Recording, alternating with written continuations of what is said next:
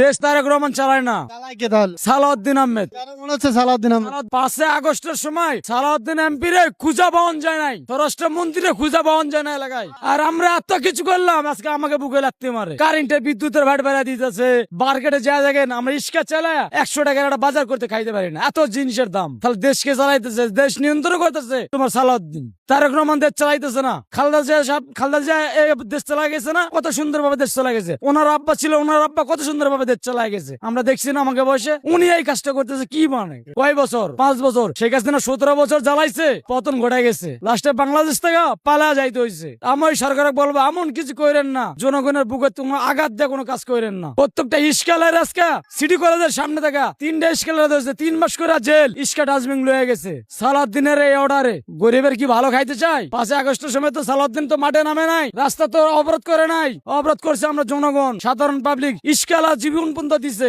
ইস্কালার কোনো বিচার আছে? সাধারণ জনগণের বিচার নাই। আর ওর কে বিচার আছে? ওদের একটা সন্তান মারা গেলে ওই প্রধানমন্ত্রীরা যে ওখানে যা দাঁড়ায় যায়, হাত তুলা মোনাজাত করে।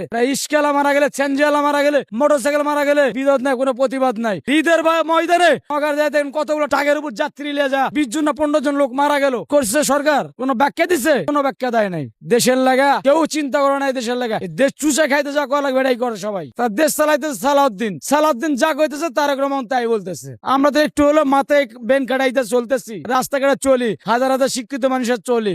বাংলাদেশের চোর কে? চোর নিয়ন্ত্রণ করে কে? সব সচিব বলাই যায়, দেখেন সব দামি দামি চোর ওই জায়গায় অবস্থিত করতেছে। দেশ চালাইতেছে চোরেরা, আর সাধারণ জনগণ 500 টাকা দিন কাম করে, 700 টাকা দিন কাম করে। এই কামের লাগা তারেক রহমানের বুকে লেগে গেছে আঘাত। ইস্কার অবস্থায় চলবে না। তাহলে বলুক সাধারণ গরিব মানুষের দুনিয়া থেকে কুসবার করে মারা ফেলুক। সব কোটিপতি শিল্পপতি থাক, তারেক রহমানের তো ব্যবসায়ী, সব শিল্পপতি গুলা। গরিবের তো কোনো ব্যবসা নাই, গরিবের তো কোনো দরকার নাই।